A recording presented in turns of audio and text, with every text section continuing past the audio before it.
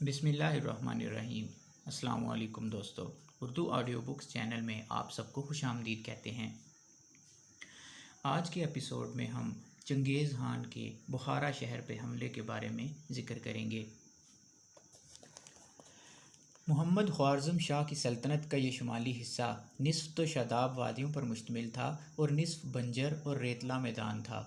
बंजर इलाके की ज़मीन सुर्ख सुर्ख टुकड़ों पर मुश्तमिल थी जिन पर रेत ही रेत थी। ये बेआबो गया मैदान था जहाँ जानदार बहुत कम पाए जाते थे, इसलिए शहर या तो दरियाओं के किनारे आबाद थे या पहाड़ियों में। इस रेगिस्तानी मैदान के आर पार दो अजीम दरिया शुमाल मगरिब की सिमत बहते थे और 600 मील के फासले पर बहर जिंद आराल में इनका दहाना था। इनमें से पहला दरियाए सैर दरियाए सेहून कहलाता था। इसके किनारे की फसील बंद शहर काफ़िले की शाहराहों के ज़रिए मुंसलिक थे। ये गोया इंसानों की ज़िंदगी और उनकी क़याम गाहों की एक ज़ंजीर थी जो गैर आबाद इलाके में दूर तक चली गई थी। जनूब में जो दूसरा दरिया था वो आमू दरिया या जीहून कहलाता था। इसके करीब इस्लामी दुनिया के बड़े बड़े किलाबंद मरकज़ वाक़े थे, जिनमें से ख़ास तौर पर बुखारा और समरकंद बहुत मशहूर थे। ख्वारज़म शाह दरियाए सीहून के उक़ब में डेरे जमाए बैठा था, लेकिन इसे ये खबर नहीं थी कि मुग़ल किस तरफ नकलो हरकत कर रहे हैं। जनूब की तरफ से इसको नई फ़ौजों की कमक मुतवक्के थी और उसने जो नया महसूल आयद किया था उससे जंग के मुसारिफ के लिए काफ़ी आमदनी मुतवक्को थी। लेकिन इस तैयारी के आलम में दो बड़ी तरद्दुद अंगेज़ खबरें आने लगी। इसके दाएं बाजू पर 200 मील के फासले पर मुग़ल और ऊंचे दरों से उतर कर करीब करीब इसके अक़ब में पहुंच रहे थे। हुआ यूँ था कि जब भी नोयान जोजी से अलग होकर जनूब की तरफ पहाड़ों को अबूर कर चुका था और दुब्बे पाँव इन तुर्क फ़ौजों के करीब आ पहुंचा था जो ख्वारज़म के रास्ते की हिफाजत कर रहे थे। अब वो तेज़ी से इन ग्लेशियर्स के अतराफ़ चक्कर काट के आ रहा था जिनसे दरियाए आमू निकलता है। समरकंद इस रास्ते से 200 मील की मुसाफत पर रह गया था। जिबी नोयान के साथ सिर्फ 20,000 आदमी थे, लेकिन ख्वारज़म शाह को ये बात मालूम ना थी। अब सूरत हाल कुछ ऐसी थी कि मोहम्मद ख्वारज़म शाह तक नई कमच पहुँचना तो दरकिनार आसार इस अमर के थे कि वो अपने दिफा की दूसरी और असली जंजीर यानी दरियाए आमू से भी कट जाएगा, जिसके पास ही बुखारा और समरकंद के अजीम शहर वाक़ थे। इस नए खतरे से दोचार होकर ख्वारज़म शाह ने एक ऐसा इक़दाम किया जिसके बायस बाद के मुसलमान मौरख़ीन ने इसे सख्त हरफ़ तनकीद बनाया है। उसने अपनी फ़ौज का निसफ़ हिस्सा इन फसील बंद शहरों की हिफाजत के लिए अलग करके भेज दिया। 40,000 की फ़ौज उसने सेर दरिया के किनारे किलों की हिफाजत के लिए छोड़ी, 30,000 बुखारा में तैनात किए और बकिया फ़ौज को लेकर समरकंद की तरफ कूच किया, जहाँ इस वक्त सबसे ज़्यादा खतरा था। ये सब उसने ये समझ कर किया कि मुग़ल इसके किलों को फ़तह ना कर पाएंगे और फसीलें उजाड़ कर और लूट मार करके वापस चले जाएंगे। कबल अज़ वक्त इसके ये दोनों अंदाज़े गलत थे। इससे पहले ही चंगेज़ खान के दो बेटे शुमाल में दरियाए सेजून के किनारे अतरार के शहर के सामने नमूदार हो चुके थे। ये अतरार वही मुकाम था जहाँ के किलादार ने मुग़ल ताजरों को कत्ल किया था। अनील जख, जो इनके कत्ल का ज़िम्मेदार था, अब भी इस शहर का हाकिम था। ये जान कर कि मुग़लों से रहम की तवक्को फजूल है, वो अपने चीदा आदमियों के साथ किला बंद हो गया और 5 महीने तक महसूर रहा। वो आखिर दम तक लड़ता रहा और जब मुग़ल इसके आखिरी सिपाहियों को कत्ल या असीर कर चुके तो उसने एक बुर्ज में पनाह ले ली। जब तीर ख़त्म हो गए तो वो दुश्मनों पर पत्थर बरसाता रहा। वो अपनी जान से बेजार था, फिर भी ज़िंदा गिरफ़्तार हुआ और खान के पास भेजा गया, जिसने इंतकाम की आग ठंडी करने के लिए पिघली हुई चांदी इसकी आंखों और कानों में डलवा के इसे कत्ल कर दिया। अतरार की फसीलें गिराकर ज़मीन के बराबर कर दी गईं और उसकी सारी आबादी को असीर करके मुग़ल अपने साथ ले गए। ये सब तो एक तरफ हो रहा था कि एक और मुग़ल फ़ौज दरियाए सेहून की तरफ बढ़ी और ताशकंद पर काबिज़ हो गई। एक तीसरी फ़ौज दरियाए सेहून के शुमाली हिस्से के छोटे छोटे कस्बों पर कब्ज़ा करती चली गई। तुर्क मुहाफ़िज़ फ़ौज ने जंद को खाली कर दिया और जब मुग़ल कमंदों और सीढ़ियों से फसीलों पर चढ़ आए तो शहरियों ने हथियार डाल दिए।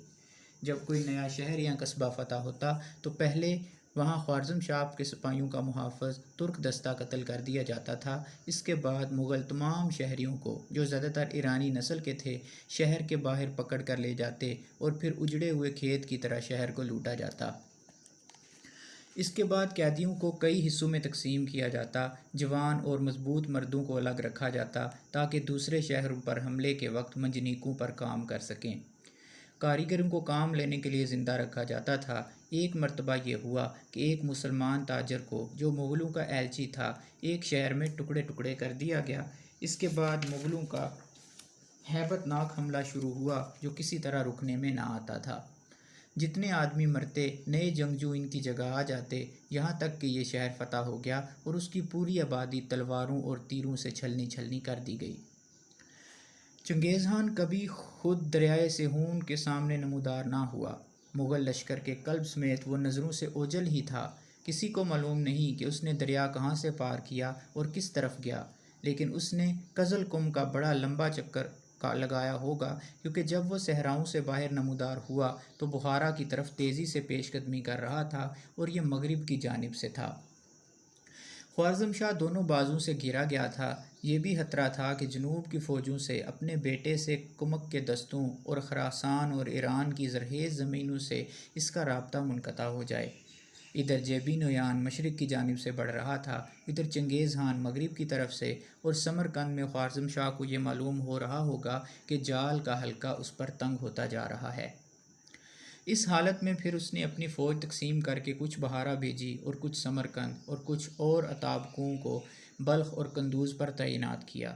सिर्फ अपने दरबार के उमरा, हाथियों, ऊँटों और मुहाफ़िज़ सिपाहियों को लेकर वो समरकंद से निकल खड़ा हुआ। इसके साथ इसका ख़जाना और उसका हरम भी था। इसका इरादा ये था कि एक नई फ़ौज जमा करके वो वापस आएगा, लेकिन इसकी ये तवक्को कभी पूरी ना हो सकी।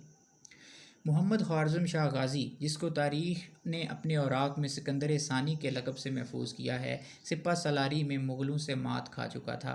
खान के बेटों की सरकर्दगी में जो मुग़ल दस्ते दरियाए सिहून के किनारे कत्लो गारतगरी कर रहे थे और कस्बों को आग लगा रहे थे, वो एक तरह का पर्दा थे जिसकी आड़ में जेबी नोयान और चंगेज़ खान की असली फ़ौजें हरकत कर रही थीं।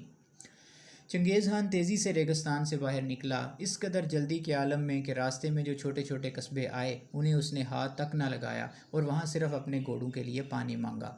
वो बुखारा में अचानक ख्वारज़म शाह के सर पर जा पहुँचना चाहता था, लेकिन जब वो बुखारा पहुँचा तो उसे मालूम हुआ कि शाह वहाँ से भाग चुका है। अब उसके सामने इस्लामी क़ुव्वत का हसन हसैन बुखारा का कदीम शहर था।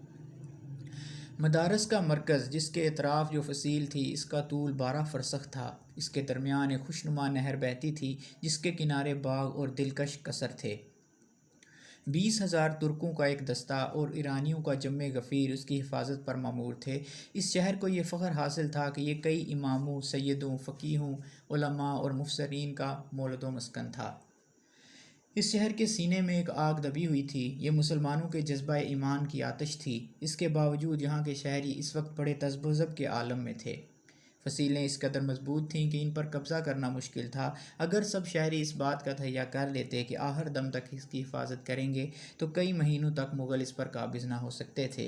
लेकिन चंगेज़ खान ने सच कहा था, फसील की मजबूती किला के मुहाफ़िज़ीन की हिम्मत के बराबर होती है, ना उससे कम ना उससे ज़्यादा।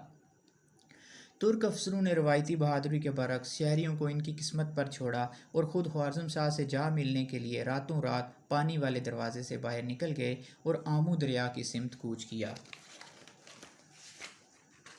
मुग़लों ने इन्हें इस वक्त तो गुज़र जाने दिया, लेकिन तोमान इनके पीछे पीछे रवाना हुए और उन्हें दरिया के किनारे जा लिया, जहाँ हमला करके उन्होंने सारे के सारे तुर्कों को मौत के घाट उतार दिया। जब मुहाफ़िज़ फ़ौज इन्हें छोड़ के चली गई तो शहर के बुज़ुर्गों, काज़ियों और इमामों ने आपस में मशवरा किया और इस शहर के बाहर इस अजीबो गरीब खान के हुज़ूर पेश होकर शहर की चाबियाँ इसके सुपुर्द कर दी और उसने ये वादा किया कि शहरियों की जान बख्शी की जाएगी। किलादार बाकी मानदा सिपाहियों के साथ किला बंद हो गया, जिसका मुग़लों ने फ़ौरन मुहासरा करके आग के तीर बरसाने शुरू किए, जिसकी वजह से कसरों और महलों की छतों में आग लग गई। मुग़ल सवार सीले बेपनाह की तरह शहर के अरीज़ सड़कों पर उमड़ आए, गले के गोदामों और ज़हीरों को लूटना शुरू कर दिया। कुतुबखानों को अपने घोड़ों का अस्तबल बनाया और मुसलमान बेकसी और बदनसीबी के आलम में ये देखते रहे कि कुरान पाक के सफ़ात घोड़ों के सुमों के नीचे रौंदे जा रहे हैं। खान ने शहर की जामे मस्जिद के आगे अपने घोड़े की लगाम खींची और कहा कि शहनशाह का घर यही है। इसे जवाब मिला कि ये अल्लाह का घर है। वो फ़ौरन ज़ीनू पर घोड़ा दौड़ा के मस्जिद के अंदर पहुंचा और घोड़े से उतर के मस्जिद के मिंबर पर चढ़ गया। वहाँ मुसहफ़ पाक का एक बड़ा नुस्खा रखा गया था। चंगेज़ खान काले मुनक्कश चमड़े की ज़रा और चमड़े का हुद पहने हुए था। उसने उलमाए फ़ुज़ला जो वहाँ मौजूद थे उनसे खिताब किया। उलमा को हैरत थी कि इस कबीउल फ़ितरत इंसान पर आसमान से आग क्यों नहीं बरसती।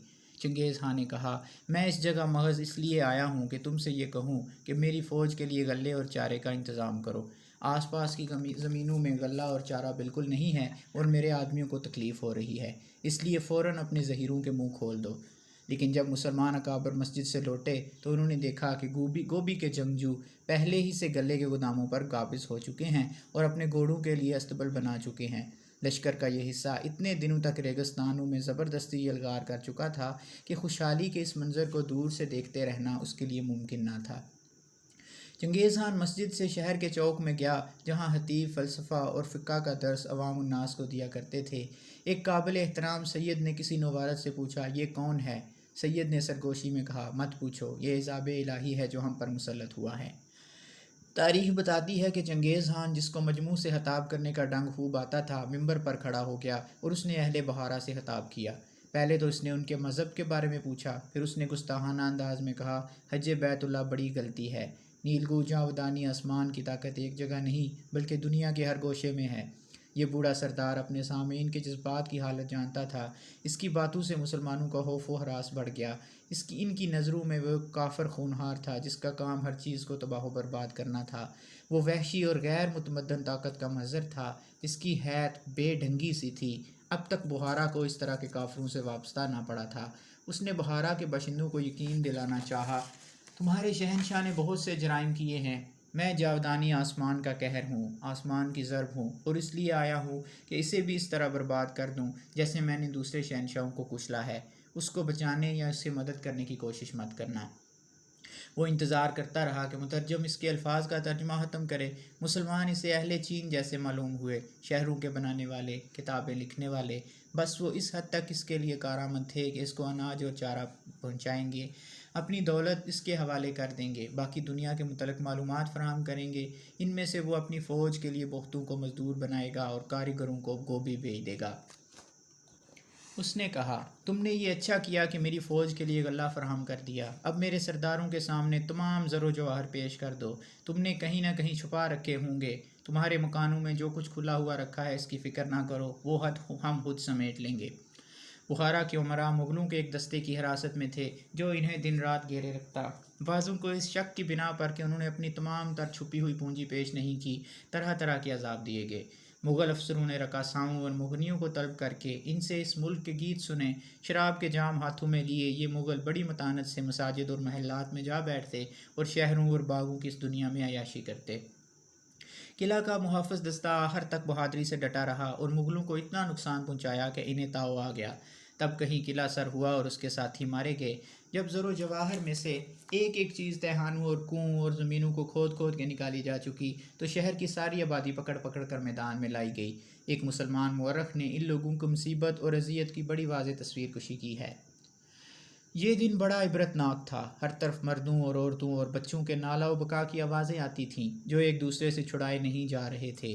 वहशियों ने औरतों की, इनकी करीबी रिश्तेदारों के सामने असमत दरी की और वो बग़ैर फरियाद और ज़ारी के कुछ न कर पाए। बाज़ मर्द जो अपने घरों की असमत को इस तरह बर्बाद होते ना देख सकते थे, मुग़ल सिपाहियों पर झपट पड़ते और लड़ते हुए मारे जाते। शहर के मुख्तलिफ हिस्सों में आग लगा दी गई और लकड़ी और पक्की ईंटों के ढांचों से शोले लपकने लगे। बुखारा से धुएं का कसीफ ऐसा बादल बुलंद हुआ कि सूरज रूपोश हो गया। कैदियों को समरकंद की तरफ फंकाया गया और चूँकि वो मुग़ल सवारों की रफ्तार से पैदल नहीं चल सकते थे, इसलिए इस मुखसिर कूच के दौरान में इन्हें तरह तरह से अज़ियतें दी गई। चंगेज़ खान खुद बुखारा में 2 घंटे ही ठहरा था और उसके बाद तेज़ी से ख्वारज़म शाह के ताक़ुब में समरकंद रवाना हो गया। रास्ते में उसे लश्कर के 2 दस्ते मिले जो दरियाए सेहून की तरफ से आ रहे थे और उसके बेटों ने इसे शहरों की शुमाली कतार की फ़तह की खुशखबरी सुनाई। समरकंद ख्वारज़म शाह के शहरों में सबसे ज़्यादा मजबूत था। उसने बागों के बाहर एक नई अज़ीमुश्शान फसील की तामीर शुरू की थी, लेकिन मुग़ल इस तेज़ी से आगे बढ़ आए थे कि ये नई फसील मुकम्मल नहीं होने पाई थी। लेकिन पुरानी फसीलें खुद बहुत मजबूत और संगीन थीं, जिनके 12 आहनी दरवाजे थे और दरवाज़ों के दोनों जानिब बुर्ज थे। 20 मुसल्लह हाथी और 1,10,000 तुर्क और ईरानी सिपाही शहर की हिफाजत के लिए रखे गए थे। मुग़लों की तादाद मैसूरों के मुकाबले में कम थी और चंगेज़ खान ने तवील मुहासरे की तैयारी शुरू की और उसके लिए आसपास के देहात की आबादी और बुखारा के कैदियों को ज़बरदस्ती काम पर लगा दिया। अगर शाह यहाँ अपनी फ़ौज के साथ जमा रहता या कम से कम तैमूर मल्क जैसा सरदार समरकंद का किलादार होता तो ये शहर इस वक्त तक ज़रूर अपनी मुदाफ़त कर सकता था जब तक ग़ज़ा बाकी रहती। लेकिन मुग़लों की तेज़ और बाकायदा तैयारियों से यहाँ के लोग डर गए, जिन्होंने दूर से कैदियों के इस जमे गफ़ीर को देखा और लश्कर की तादाद का असल से बहुत ज़्यादा अंदाज़ा लगाया। मुहाफ़िज़ फ़ौज ने एक मरतबा किले से बाहर निकल कर हमला किया, लेकिन मुग़लों ने हस्बे मामूल छुप कर हमला किया और उन्हें बुरी तरह शिकस्त दी। इस झड़प में जो नुकसान हुआ, इससे मैसूर फ़ौज की कमर टूट गई और एक दिन चंगेज़ खान फसील के एक हिस्सा पर हमला करके अंदर घुस आने की कोशिश कर रहा था कि शहरों के काजी और इमाम मुग़लों के पास पहुँचे और शहर इनके हवाले कर दिया। 30,000 तुर्क अपनी मर्ज़ी से मुग़लों से जा मिले। इनका बड़ी गर्मजोशी से इस्तकबाल किया गया, इन्हें मुग़ल वर्दियाँ पहना दी गईं और अगली शब इन सब को कत्ल कर दिया गया। मुग़लों को ख्वारज़म के तुर्कों का एतबार नहीं था, ख़ुसूसन इसलिए उन्होंने अपने पहले मालिक से गद्दारी की थी। शहर के सना और कारीगर पकड़ पकड़ के लश्कर में पहुंचाए गए। मजबूत नौजवानों को दूसरे मुशक्क़त के कामों में ग़ुलाम बना दिया गया और बाकी आबादी को वापस घर जाने की इजाज़त मिली, लेकिन 1 साल 2 साल बाद वो भी लश्कर की नज़र हो गए।